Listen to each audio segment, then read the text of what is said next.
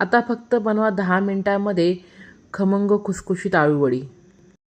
आता दाखवल्याप्रमाणे बारीक अशा आळूवडीची पानं चिरून घेतल्यानंतर त्यामध्ये 1 चमचा धने पावडर, अर्धा चमचा जिरे पावडर, अर्धा चमचा गरम मसाला, 1 मोठा चमचा लाल तिखट, पाव चमचा हळद, 2 ते 3 चिमट हिंग, 1 मोठा चमचा गूळ, अर्धा चमचा ओवा, 1 मोठा चमचा तीळ, आलं लसूण आणि हिरव्या मिरचीची 2 मोठे चमचे पेस्ट।